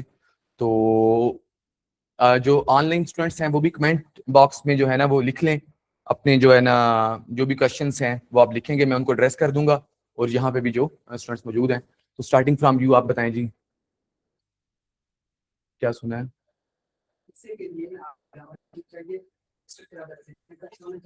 हाँ और उसके बाद आपके पास इंफॉर्मेशन होनी चाहिए हर टॉपिक के लिए। इसके बाद जो हम तो 98% जो बच्चे होते हैं वो फेल होते हैं। तो किसी कौन से बच्चे उनके इससे ऊपर टच नहीं कर पा रहे हैं। लेकिन जो भी अभी इसमें जाके घर तक से करता है उनके पास हर चीज होती है, इंफॉर्मेशन होती है, नॉलेज होती है, उसके बाद में इससे ज्यादा सूटेड होता है। फिर भी वो फेल हो जाते हैं, तो ऐसी कौन से गेट्स वो छोड़ के आते हैं, तो वो समय मेरे ख्याल है। और अगर मेरे पास अगर मैं अपनी बात करूँ, मेरे पास ये चीजें हैं, उसके बाद वो मुझे ना रोड मिल ही नहीं रही, जहाँ पे ना वो जो रोड होती है ऐसे की उसको लेके सिग्नल को नहीं मिल रही है। और जो ज्यादातर लोग लड़ाई जाते हैं खत्म करते हैं। सबसे पहले तो आपने घबराना नहीं है, ठीक है।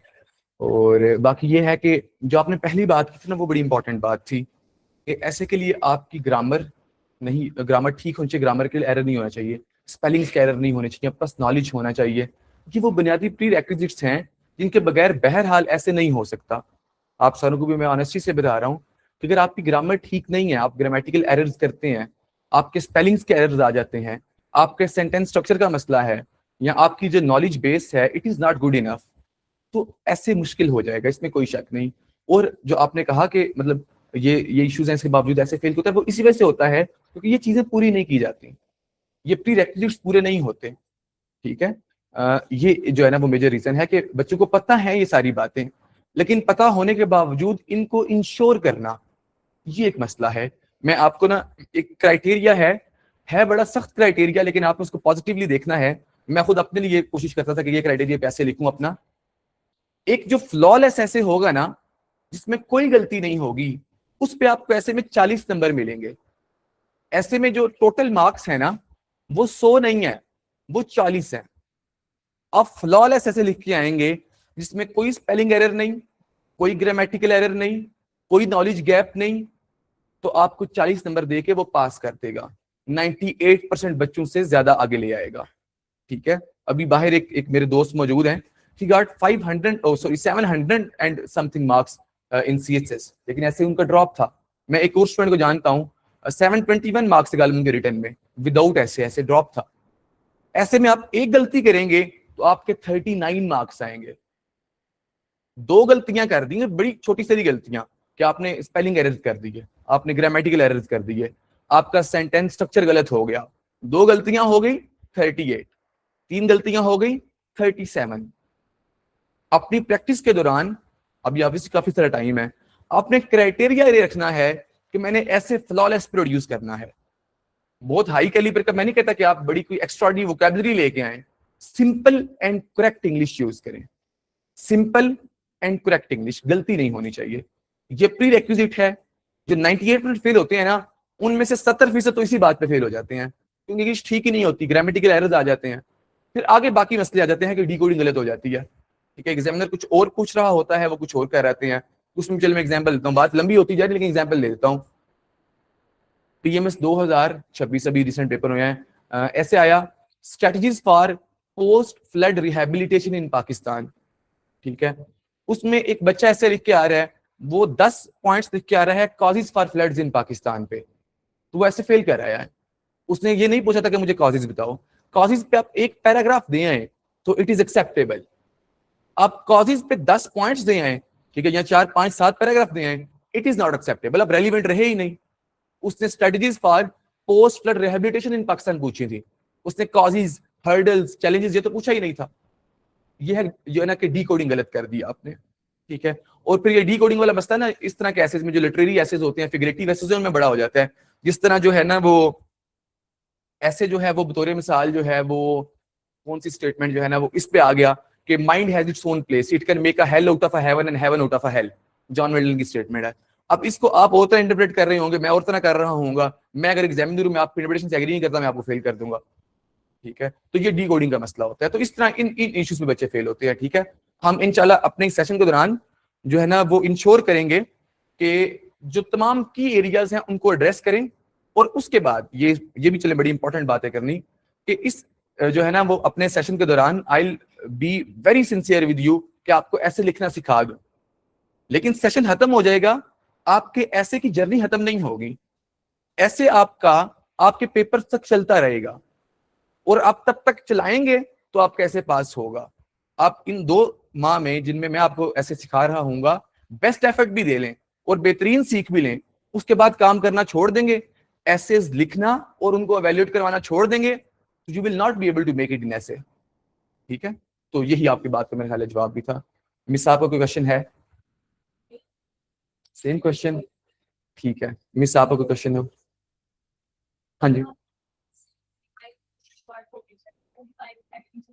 अगर अभी अब स्टार्ट लेते हैं तो अभी स्टार्टिंग में ही प्रैक्टिस का इतना इंटरेस्ट लेते हैं, अभी हमें क्या लेना?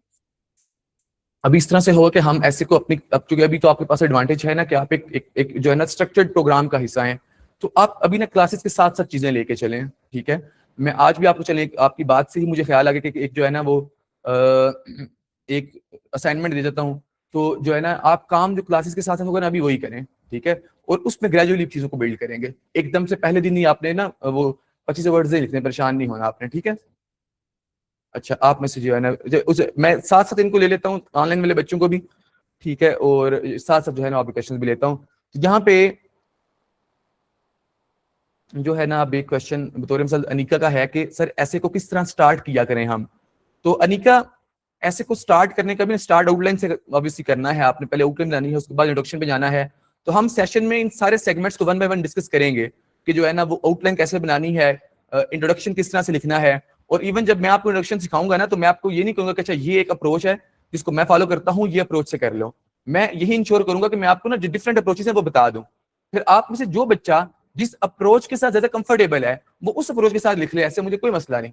ठीक है, आप अपनी अप्रोच से जो आपको अच्छी समझ आती है, जिसपे आपको अपनी कमांड बिल्ड करना आपके लिए आसान है, और मैं आपको सारी अप्रोचेस बता दूंगा, और सारी से मेरा 2 3 4 मेजर अप्रोचेस ही हैं। ठीक है, तो इस तरह से स्टार्ट किया जा सकता है। अच्छा, यहाँ से लास्ट रो में से क्या क्वेश्चन है जी? लास्ट रो में से आपका क्या नाम है? शहबाज, एक पानी का गिलास बाहर बोलिए क्लास में दे दें। हाँ जी, कोई क्वेश्चन है आप में से किसी का भी लास्ट रो में से? हाँ जी, अच्छा लास्ट रो में से।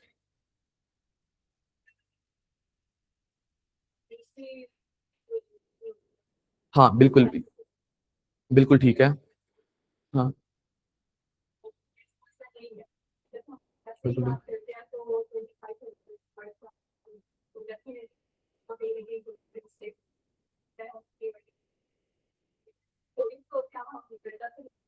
ऐसे ही है, बिल्कुल ऐसे ही है। मुसलसल लिख लिख के आप इस एरर को खत्म करेंगे। ठीक है, और अगेन आप एक स्ट्रक्चर प्रोग्राम का हिस्सा हैं। आप जो बच्चे यहाँ बैठे हैं ना, आपका मामला ये नहीं है कि आप रैंडमली तैयारी कर रहे हो, आपने घर बैठ चीजें करनी हो, आप एक प्रोग्राम का हिस्सा हैं और यहाँ पे आपने फी पे की हुई है। ठीक है, अब आपने इंश्योर करना है कि ये अकेडमी आपको हर तरह से फैसिलिटेट करे तैयारी के लिए। अगर आपकी ग्रामर की क्लासेस यहाँ ना हो रही होती तो मैं आप लोगों को कहता कि सर से कहें कि आपकी क्लासेस करवाएं। अब आपकी फॉर्चुनेटली ऑलरेडी क्लासेस हो रही हैं, ठीक है, उनका मैक्सिमम बेनिफिट जो है ना वो अटेन करें, ग्रामर अपनी वहां से ठीक करें, ठीक है। तो यही यही तरीकाकार है। एक चीज समझ लेना, एक इसके अलावा आपका क्वेश्चन एड्रेस हो गया। अच्छा, इसके अलावा एक बात है कि देयर इज नो मैजिक पिल, कोई जादुई काम नहीं है, ना ऐसे के हवाले से ना किसी और सब्जेक्ट के हवाले से। कोई जो है ना वो फोर्टनाइटली फार्मूला नहीं है कि ये इस तरह कर लें 15 दिन में मामला ठीक हो जाएगा। एक लॉन्ग जर्नी है, इसमें एफर्ट करनी पड़ेगी। मेरे बड़े अच्छे दोस्त हैं, मेरे करीबी दोस्त हैं, उस्मान शादी नबी 9th पोजीशन आई है उनकी। 2016 में उस्मान ग्रेजुएट हुआ था, 26 में आके एलोकेशन हुई है उसकी, 10 साल लग गए हैं, ठीक है। मेरी अपनी 23 की ग्रेजुएशन थी, जो है ना 26 में आके एलोकेशन हुई है, 2-3 साल लग गए हैं, टाइम लगता है, ठीक है। तो जो है ना एफर्ट आपको करनी पड़ेगी, कोई मैजिक बिल नहीं है। जो एलोकेट होते हैं वो भी एक बड़ी जर्नी से गुजर के होते हैं। तो जो है ना वो ये उम्र भर की रियाजत है, दिल बड़ा रखना। इस तरह का एक शेर भी है कि बहरहाल ये एक लंबी जर्नी है, हौसला करके जो है ना इसमें पाँव रखें, ठीक है। आपका क्वेश्चन हो गया एड्रेस? अच्छा, यहाँ से मैं एक ऑनलाइन क्वेश्चन ले लूँ, उसके बाद दोबारा यहाँ से क्वेश्चन लेता हूँ।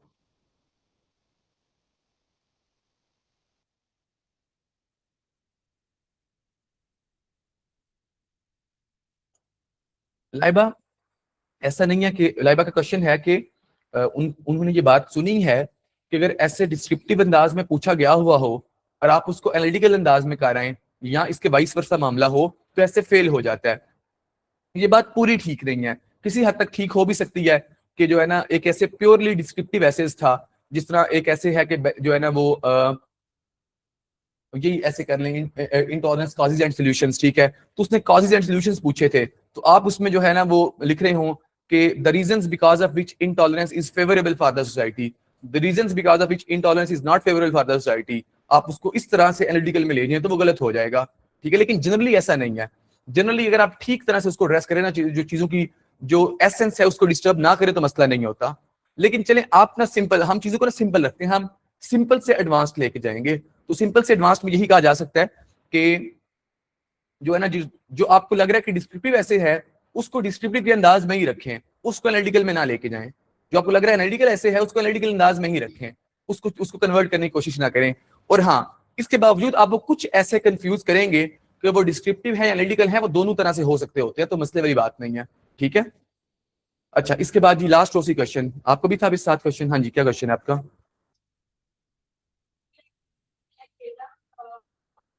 relevant to any topic. Any ठीक है, website, specific website, specific book. ठीक है, बिल्कुल ठीक है।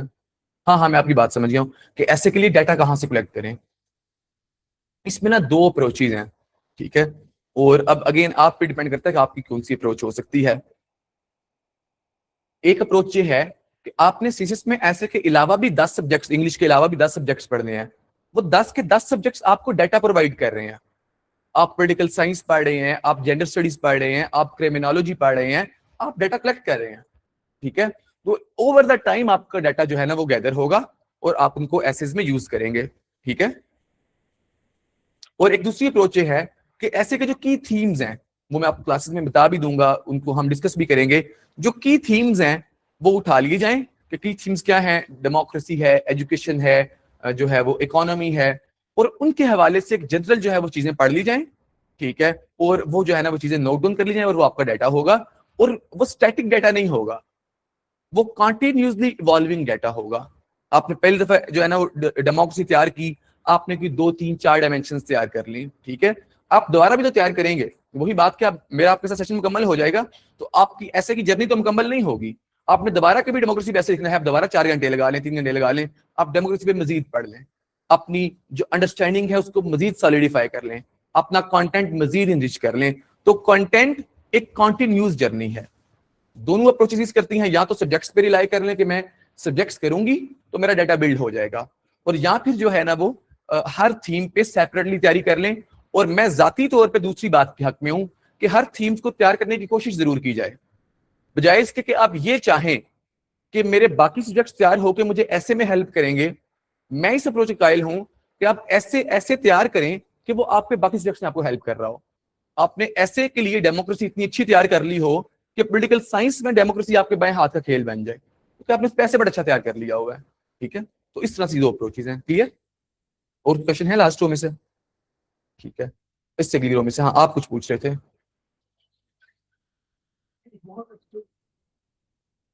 नहीं, बहुत अच्छी नहीं, simple and correct, simple and correct. कोई हाई फाई जार्गन यूज करने की जरूरत नहीं है, कोई एक्स्ट्राऑर्डिनरी वोकैबुलरी यूज करने की जरूरत नहीं है।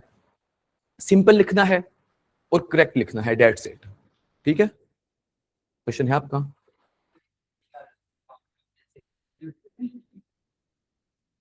हाँ, कंप्लीट रीड तो नहीं करता यार, वो आपने ना आउटलाइन लाजमी पढ़ता है, आउटलाइन मस्ट पढ़ता है। ठीक है, तो आउटलाइन में अगर उसको लग रहा है ना कि आपने रेलिवेंट बातें की हैं, ठीक है, और आपने जो की पॉइंट्स होने चाहिए थे वो लिख दिए हैं, तो वो आपकी आउटलाइन से सेटिस्फाई हो जाएगा अगर, तो वो आगे चलेगा। ठीक है, और ये अगर आपकी आउटलाइन में मसला उसको नजर आ गया तो आप आउटलाइन पे फेल कर देगा ऑलरेडी, वो आगे नहीं जाएगा। अब जिसकी आउटलाइन उसको बिल्कुल ठीक लगी है ना, उसका वो इंट्रोडक्टरी पैराग्राफ भी पढ़ लेगा, और इंट्रोडक्टरी पैराग्राफ भी लाजमी पढ़ा जाता है अमूमन ना। ठीक है, वो पढ़ लेगा। उसके बाद वो जो आगे जो आपके 15-20 पैराग्राफ्स है ना, उनमें से 4-5-6 पैराग्राफ पढ़ेगा, वो भी सारे स्किप नहीं करेगा। ठीक है, और ये भी नहीं कि पहले 4-5-6 पढ़ेगा, वो पहला पढ़ लेगा, चौथा पढ़ लेगा, 7वां पढ़ लेगा, 12वां पढ़ लेगा। देखिए स्ट्रक्चर ठीक है, आर्गुमेंटेशन ठीक है, जो चीजें उसने पूछी थी वो जस्टिफाई की हैं, और कंक्लूजन पढ़ लेगा। ठीक है, और इस सारे पढ़ने के दौरान जहां पे उसको लगा कि यहाँ पे ब्लेंडर हो गया इससे, वहां पे फेल करेगा, उससे आगे नहीं जाएगा। आप आउटलाइन पे निकल गए हैं, आप इंट्रोडक्शन पैराग्राफ पे भी निकल गए हैं कि आपकी चीजें ठीक आ रही हैं, उसने आपका पैराग्राफ पढ़ा है, उसका स्ट्रक्चर गलत है या उसमें आपने कोई ब्लेंडर किया हुआ है, वो वहां पे आपको फेल कर देगा, आगे नहीं जाएगा। ठीक है, तो वही उधर बाजे आपने फ्लॉलेस ऐसे लिखना है, पूरा ऐसे फ्लॉलेस लिखना है, गलती नहीं करनी, और इवेंचुअली ये हो जाएगा। ठीक है, हाँ, और एक इसमें बल्कि अच्छी बात, वो जिस तरह मैंने आपको चले वो थोड़ा सा डरा दिया है कि वो फ्लॉलेस है, उससे एक अच्छी बात भी है, अगर उसने आपकी आउटलाइन पढ़ी है, अच्छी आउटलाइन है, वो मुतासिर हो गया है, इंट्रोडक्टरी पैराग्राफ पढ़ा है, अच्छा इंट्रोडक्टरी पैराग्राफ है, वो मुतासिर हो गया है, अब वो आगे जब 5 पैराग्राफ पढ़ेगा ना, वहां पे उसको कोई माइनर मिस्टेक नजर आई ना, तो वो उसको बॉदर नहीं करेगा, यानी कि वो आपको उतनी रिलैक्सेशन देगा। ठीक है, आपकी इंट्रोडक्शन ठीक है, आउटलाइन ठीक है, रेलिवेंसी है, जो चीज वो डिमांड कर रहा है वो मौजूद है, लैंग्वेज आपको आपकी लैंग्वेज उसको पसंद आ गई है, तो आगे कोई आपने एस की गलती कर दी है, कोई ग्रामर की एक आधी गलती हो गई है, तो उस पर फेल नहीं करेगा। ठीक है, वो उस पर आपको जो है ना उस पर पास कर देगा। बस ये ऑब्वियसली स्कोर जो है ना वो 40 दे देगा, 41 दे देगा, इससे ऊपर नहीं देगा, लेकिन पास करेगा। ठीक है, और क्वेश्चन है इस रो में से? अच्छा, हाँ हाँ हाँ, ठीक है यार, 40 से ऊपर तुक्के से नंबर आते हैं, मेरे 50 नंबर हैं, मैं भी 40 एक्सपेक्ट कर रहा था, 10 तुक्के से आ गए। वो ये कह सकते हैं कि जो है ना वो चीजें ओवर द टाइम प्रैक्टिस करने से थोड़ी अच्छी बिल्ड हो जाती है, आपकी लैंग्वेज अच्छी हो जाती है, ठीक, आपका कंटेंट जरा बाकी ज्यादा अच्छा हो जाता है। मतलब वो मुझे भी पास कर रहा है, आपको भी पास कर रहा है, जो है ना वो मैंने बड़ी बुनियादी बातें की हैं, लेकिन गलती कोई नहीं की, जो उसने बातें कही थी वो पूरी कर दी, तो वो मुझे 40 में पास कर गया। ठीक है, अब आपने भी बहुत सारा काम किया जो मैंने किया था, आपकी भी गलती कोई नहीं, आपने भी बुनियादी बातें सारी पूरी कर दी, लेकिन आपकी लैंग्वेज मेरे से बड़ी बेहतर है, आपके आर्गूमेंट्स मेरी भी निस्बत बड़े स्ट्रांग हैं।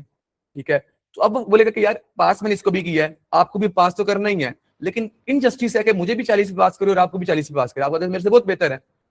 ठीक है, तो वो फिर आपको 40 की बजाय 45 पे पास करेगा। एक बच्चे को उसने 45 पे पास किया है, एक बच्चे और अगेन एक और बच्चा है जिसकी बुनियादी बातें सारी ठीक है, तो उसको पास तो करना ही है। अब उसके आर्गूमेंट्स, उसकी लैंग्वेज, उसकी जो है ना रेलिवेंसी, वो 45 वाले बच्चे से भी ज्यादा अच्छी है, तो अब फिर इन जैसे उसको भी 45 से पास करे, वो उसको फिर 45 से ऊपर नंबर देके पास करेगा। ठीक है, लेकिन हमने बार 40 को रखनी है कि हमारी बार 40 है फिलहाल, उससे आगे फिर इवेंचुअली हम जाएंगे। ठीक है, क्लियर हुई बात? नहीं हुई? अच्छा, और भी क्वेश्चन है यहाँ से आप किसका? नहीं है, चलिए यहाँ से क्वेश्चन लेते हैं।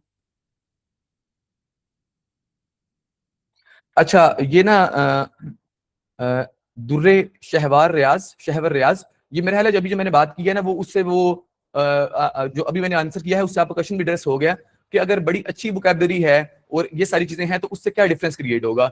मुझे ये कि थोड़ा मार्क का डिफरेंस वाकई आता है कि अगर सिंपल एंड करेक्ट लिखेंगे ना तो आपका ऐसे पास होगा, 40 पे ऐसे पास होगा। अगर आपके आर्गुमेंट्स बहुत अच्छे हैं, आपकी लैंग्वेज बहुत अच्छी है, जो है ना आपका एक्सप्रेशन बड़ा सॉलिड है, तो फिर वो 40 से ऊपर नंबर से पास हो जाएगा, वो 40 की बजाय जो है ना वो 45 पे, 43 पे, 44 पे जाके पास हो जाएगा। यही फर्क आता है, लेकिन पास दोनों हो जाएंगे। जो है ना जिसका सिंपल एंड करेक्ट है वो फेल नहीं होगा, वो पास लाजमी होगा। ठीक है, ये दूर शहबार आपको क्वेश्चन भी हो गया। अच्छा, आगे आपका क्वेश्चन, हाँ जी, क्या क्वेश्चन है? वेरी गुड, वेरी गुड, मुझे भी भूल जाता था। उसको जो है ना उसका आंसर ये है कि repetition is the key of learning, repetition is the formula of learning and memorisation. जो चीज जितनी ज्यादा दफा पढ़ेंगे ना वो उतनी ज्यादा देर तक रिटेन रहेगी। ठीक है, एक चीज आप पढ़ते हैं एक दफा, मतलब मैं आज जो है ना बतौर मिसाल पंजाबी के शार याद करता हूँ, मैं एक हफ्ता उसको अगर रिवाइज ही ना करूंगा मुझे एक हफ्ते बाद भूल जाएंगे। मैं एक हफ्ता रोजाना सुबह उठ के पंजाबी के वो शार पढ़ता हूँ, अब वो मुझे एक महीना याद रहेंगे। बतौर मिसाल मैं एक महीना उनको रोजाना पढ़ता हूँ, वो मुझे एक साल तक याद रहेंगे। ठीक है, तो जितनी ज्यादा दफा रिविजन करेंगे ना चीजों की, जितनी ज्यादा दफा अपनी नजरों के सामने से चीजें गुजारेंगे, उसको याद रखने का टाइम पीरियड उतना ज्यादा बढ़ जाएगा। समझ रहे हैं बात को? और कोई अगेन इसमें कोई मैजिक बिल नहीं है, कोई फॉर्मूला नहीं है कि जिससे आपकी जो है ना वो ये बढ़ जाए मेमोराइजेशन। बार बार पढ़ें चीजों को, बार बार पढ़ें, रिवाइज करते रहें। ठीक है, हाँ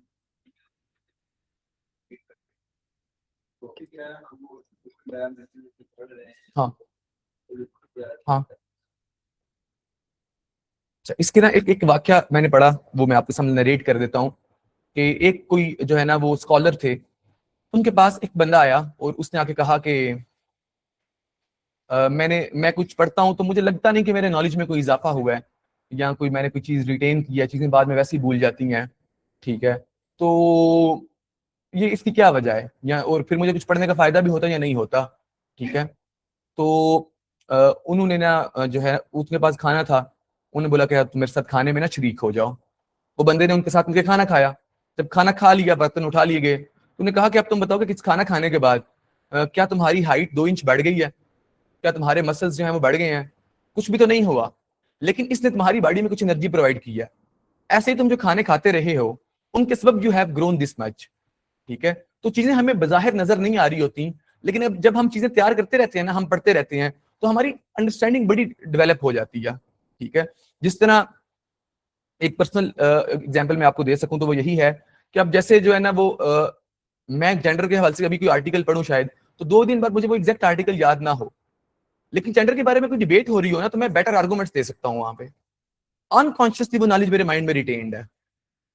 तो आप जो पढ़ते रहेंगे ना वो इवेंचुअली आपके माइंड, आपकी ना अंडरस्टैंडिंग को सॉलिडिफाई कर देगा, स्ट्रेंथन कर देगा।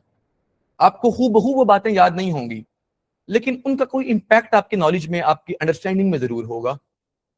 समझ रहे हैं बात को? तो this is how it works. Clear? अच्छा, और क्वेश्चन है आप में से किसी का?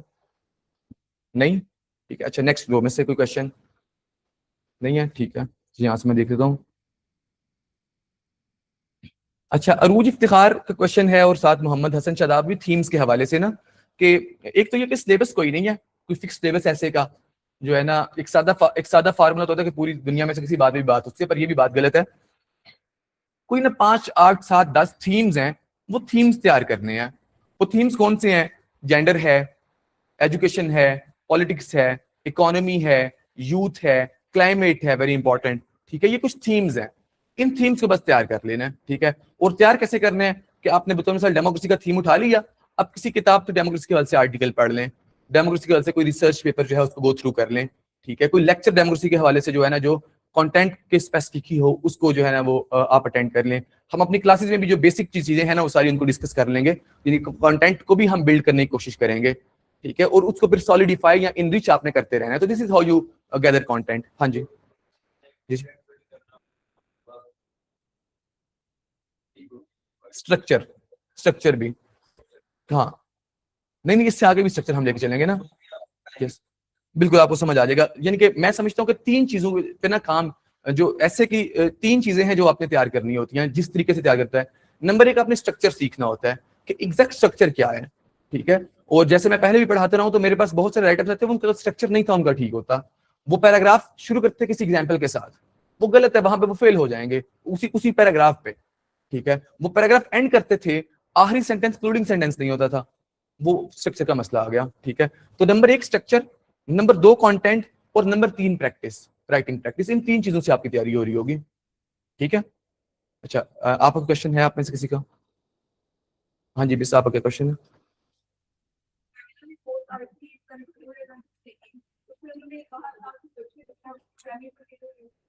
हाँ बिल्कुल करते हैं। हाँ जी, यहाँ भी दी जाती है, यहाँ पे भी है, कोई बुक रिकमेंड है? नहीं है?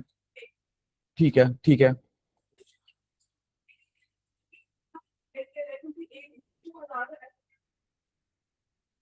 आपको डाइवर्स रीडिंग चाहिए और कोई एग्जैक्ट बुक है नहीं है, ऐसे के लिए कोई किताब नहीं है।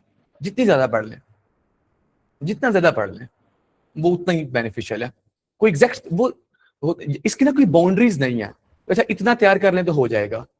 प्लेटो की पॉलिटिकल थ्योरी है ना, उसके वो 8-10 ही पोस्टुलेट्स हैं, वो तैयार कर लें तो हो जाएगा।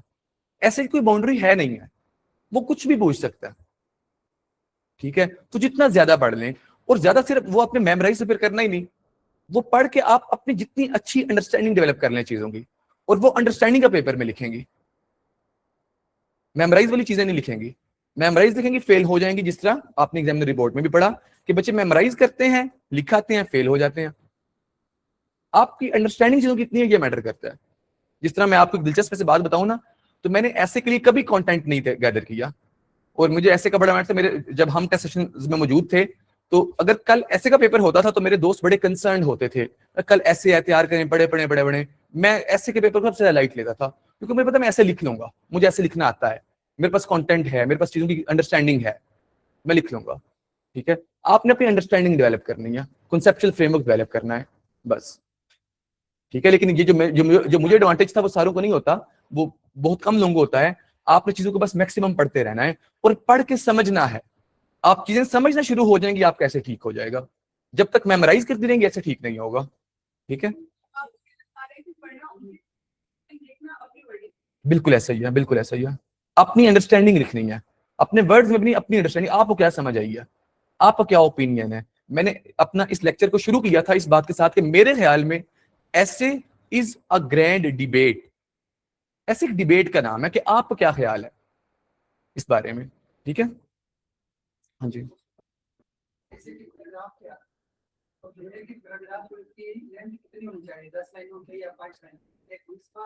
हाँ, ऐसे के पैराग्राफ की लेंथ, जी आगे, हाँ, अगर आप उन्हें हाँ, उसके बाद अगर आप इंस्टीट्यूट जैसे हाँ, लगा दें, हाँ, यही होता है, यही होता है, बिल्कुल यही होता है। मैं ऑब्वियसली वन बाय वन सारे आपसे सेगमेंट्स करूंगा ना, तो मैं आपसे पैराग्राफ भी डिस्कस करूंगा इन डिटेल।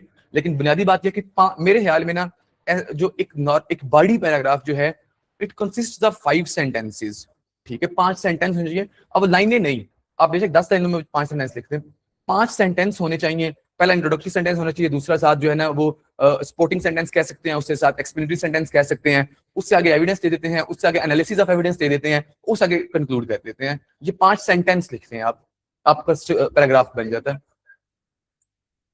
कुछ भी हो सकता है एविडेंस में, जो है ना कोई कोटेशन आ सकती है, किसी बुक का रेफरेंस आ सकता है, किसी रिसर्च पेपर का हवाला आ सकता है, किसी स्कॉलर का हवाला आ सकता है, कुछ भी आ सकता है। एविडेंस से मुराद है जो कोई ऐसी चीज जो मेरी बात को साबित कर दे, कोई फैक्ट्स एंड फिगर्स आ सकते हैं, वेरी इंपॉर्टेंट। तो ये सारा कुछ एविडेंस में आता है। अच्छा, ये ना क्लास के बाद आप एक्सक्यूज मी, क्लास के बाद कर लीजिएगा, ठीक है। और भी क्वेश्चन है किसी का? हाँ जी, हाँ जी, कोई मेथड नहीं एफपीएससी का। एफपीएससी कहती है कि जो मैंने बात कही है ना, जो मैंने टॉपिक दिया है, इसको जस्टिफाई कर दो, किसी भी तरीके से करो, उसका भी कोई मेथड नहीं। वो भी वही बात कि वो आप सिंपल एंड करेक्ट लिखें, जो उसने पूछा है वो जस्टिफाई कर दें, किसी भी मेथड से लिखें, आप कैसे पास हो जाएगा। यस, बिल्कुल ठीक है, हाँ हाँ, बिल्कुल ठीक है, ठीक है। हाँ, इसको देखिए, मैंने इसको पहले भी एड्रेस किया था कि आप अपनी एक अंडरस्टैंडिंग डेवलप करें। आपको हो सकता है किसी टीचर का मेथड पसंद आ जाए, तो अच्छा ये जो मेथड है ना, ये बिल्कुल ठीक है, मुझे जो समझ आता है, आप उसको कर लें, उसमें अपनी कमांड बिल्ड कर लें। आपको से किसी टीचर का नहीं आता, आपका अपना जो है ना वो स्ट्रक्चर आपका डेवलप हो जाता है कि अच्छा मैं इस तरह कंफर्टेबल हूँ। वो किसी टीचर से अप्रूव करवाने के इस तरह ऐसे पास हो जाए, अप्रूव कर देते हैं, आप उस पर कर लें, अपनी कमांड डेवलप करें। और जो सारे टीचर्स पढ़ाते हैं ना, उनमें कोई भी गलत नहीं पढ़ाता, वो सारे बिल्कुल ठीक पढ़ाते हैं, और उन सारे मेथड से ऐसे पास होता है। और उन्हीं मेथड्स के मुताबिक ऐसे लिख के बच्चे फेल भी कराते हैं। जिस तरह से आप सही बच्चे ऐसे पढ़ के पास भी करते हैं, फेल भी करते हैं, व्हाई इज इट सो?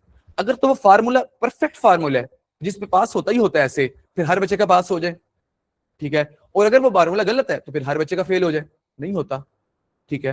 तो हर टीचर का जो फार्मूला है वो अपनी जगह ठीक भी है, और उसमें जो है ना वो इस चीज की गुंजाइश भी मौजूद है कि आप उसमें वेरिएशन कर सके। जिस तरह मेरी वो बात के कि जो मेरा अपना फार्मूला है वो मेरा ही फार्मूला है, वो किसी टीचर का नहीं है।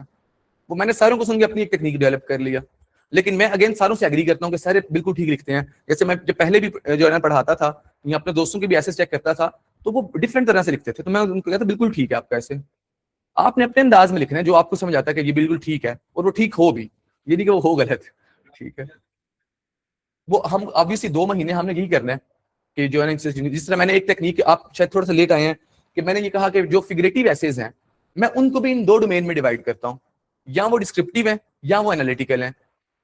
मैं उनको सेपरेट नहीं समझता कि जो है ना कि फिगरेटिव एसेज आपने सेपरेटली लेके चलने हैं।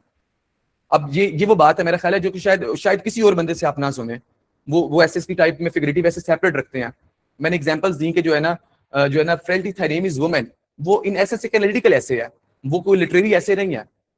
Do not waste water even if you are running stream, ये कोई लिटरेरी ऐसे नहीं है, ये जो है ना डिस्क्रिप्टिव ऐसे है। तो ये एक मेरी तकनीक की मिसाल है। तो जो मेरी अंडरस्टैंडिंग है वो ये है कि ऐसे को इन 2 डोमेन्स में आप लेके चलें, इसके मुताबिक ऐसे को चलाएं, ठीक है। और इस तरह से फिर जो है ना वो इंट्रोडक्शन किस तरह लिखते हैं वो ऑब्वियसली मेरी अपनी अप्रोच है, एक आउटलाइन कैसे बनाते हैं मेरी अपनी अप्रोच है।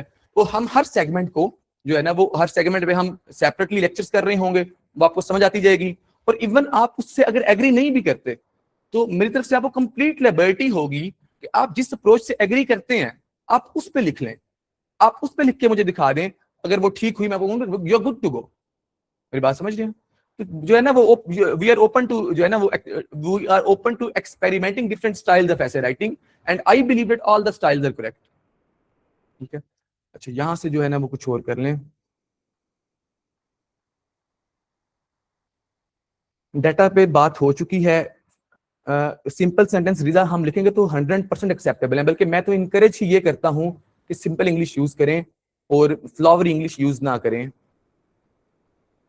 और आयशा हलील हमने डिटेल में डिस्कस कर दिया है ऑलरेडी कि एनालिटिकल एसेस का स्टाइल क्या होता है। एक मिनट रुक जाए। अच्छा, हसन शदाब जो है ना जनरल टॉपिक को पाकिस्तान पर्सपेक्टिव से एड्रेस करना लाजमी नहीं है, लेकिन 1 2 3 पॉइंट्स में पाकिस्तान अगर ले आएंगे तो अच्छी बात है। पूरा ऐसे अगर पाकिस्तान ओरिएंटेड पूछा नहीं गया तो पूरा ऐसे पाकिस्तान ओरिएंटेड नहीं करना होता। कायनात ज़हरा, हम पैराग्राफ पे सेपरेटली बात करेंगे पैराग्राफ का स्ट्रक्चर क्या होता है।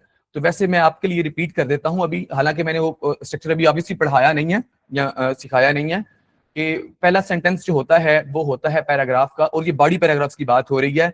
जो है ना इंट्रोडक्टरी सेंटेंस, उसके बाद अगला सेंटेंस होता है जो है ना एक्सप्लेनेटरी सेंटेंस, उसके बाद एविडेंस, उसके बाद एक्सप्लेनेशन ऑफ एविडेंस, और उसके बाद कंक्लूजन, ठीक है। हाँ चलें, ठीक है मेराज, बिल्कुल ठीक है। और हम इसको इन डिटेल कर लेंगे। जैसे मैं जब आपको जो है वो ऐसे का स्ट्रक्चर एग्जैक्टली ये बताऊंगा, इसके अंदर भी कुछ ऐसे आपको कुछ पैराग्राफ्स क्लास में आपको लिखवाऊंगा, और फिर आपको मैं असाइनमेंट ये दे दूंगा कि आप ऐसे जो है ना वो उस पर कुछ बड़ा बॉडी पैराग्राफ्स लिख के ले आए, मैं आपको चेक कर दूंगा, ठीक है। अच्छा चलें, अच्छा लास्ट जो है ना क्वेश्चंस कर लेते हैं, कोई क्वेश्चंस हैं तो otherwise we are good to go. अच्छा हाँ जी,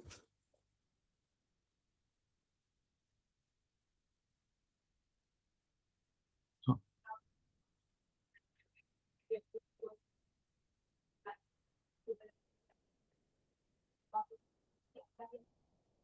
आ जाता है, उनमें से ऐसे आ जाते हैं। ये बात ठीक है कि जो है ना कि डॉन न्यूज होगी, बाकी न्यूज होगी ना, वो जो बातें उनमें डिस्कस हो रही है उनसे मिलता जुलता ही कोई ऐसे आ जाता है, ठीक है।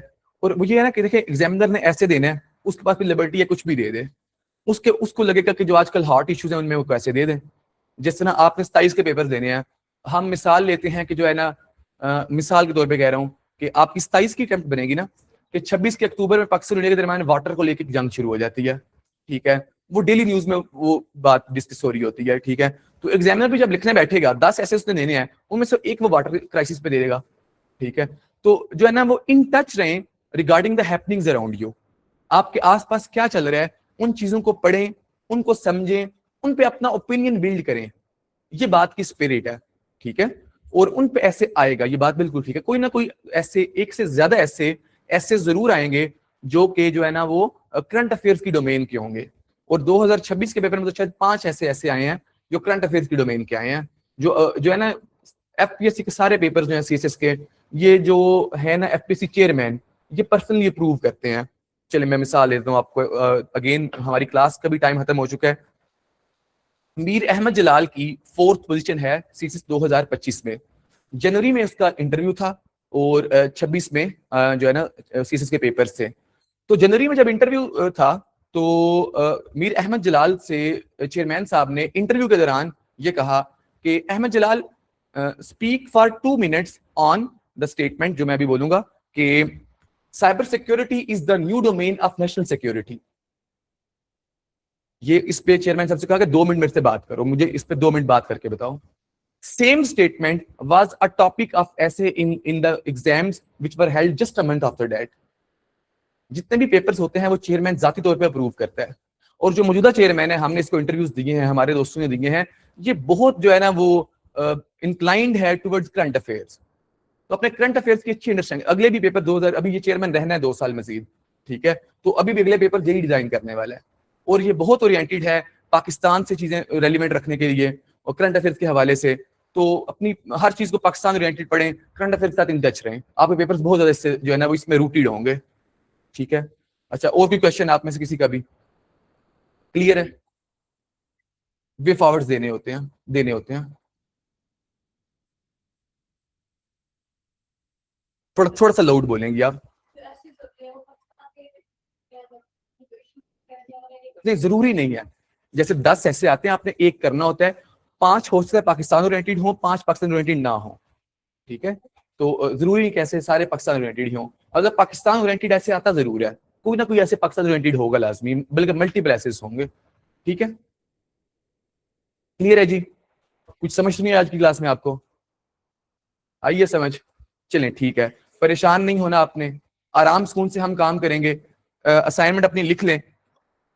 आपकी असाइनमेंट ये है कि बिल्कुल सिंपल थोड़ा सा काम है, 2026 का ऐसे का पेपर आपने देखना है, ठीक है, कि वो क्या क्या पेपर आया हुआ है, 10 टॉपिक्स हैं उसमें, आपने ऐसे की स्टेटमेंट ना गौर करना है कि ये डिस्क्रिप्टिव है या एनालिटिकल है, ठीक है। ये है नंबर 1 स्टेप आपका।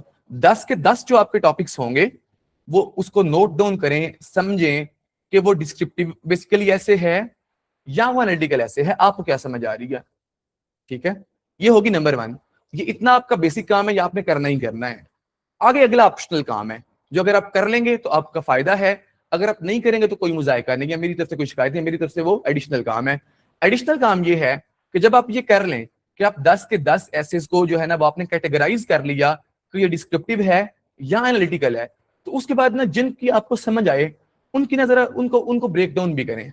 अच्छा, इसमें इंट्रोडक्शन आएगा, डिकोडिंग आएगी, अच्छा इसमें उसके बाद इसमें कॉजेज आएंगे, अच्छा इसमें कॉजेज नहीं आएंगे, इसमें बात हम शुरू ही हर्डल से करेंगे, ठीक है। यानी कि आपके ख्याल में उसका स्ट्रक्चर जो है ना वो क्या बन रहा है? हाँ, structure kind of, not exactly, not in the strict sense of the word कि आपने एग्जैक्ट आउटलाइन बनानी है, क्योंकि मैं आपको अभी आउटलाइन बनाना सिखाऊंगा, तब मैं आपको अगेन यही असाइनमेंट दूंगा कि आप आउटलाइंस बना के मुझे दिखाएं। अभी बस आप अपना माइंड यूज करके चाहिए किस तरफ जा सकता है इससे, और ये एडिशनल काम है। जो बुनियादी काम अब सारों ने करके आना है वो सिर्फ इतना सा है कि आपने पेपर देखना है और आपने इस बात को समझना है, समझने की कोशिश करनी है कि नंबर 1 जो स्टेटमेंट है वो एनालिटिकल ऐसे है या डिस्क्रिप्टिव है, नंबर 2 कौन सी कैटेगरी में फॉल करता है, नंबर 3 किस डोमेन में फॉल करता है, ठीक है। और इसको हम अपनी नेक्स्ट क्लास में डिस्कस करेंगे, और उसके बाद we will shift towards outline, number 1 step of essay कि आउटलाइन कैसे बनानी होती है, ठीक है जी। तो that is all from my side, अपना ख्याल रखें, अल्लाह हाफिज।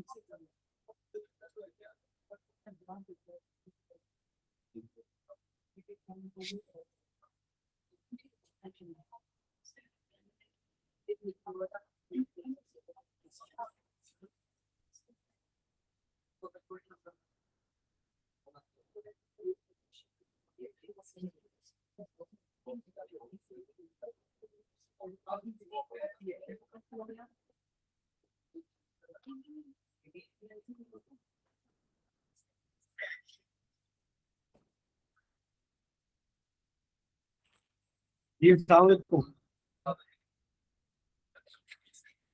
आपकी छुट्टियां हो गई हैं मेरी तरफ से यार।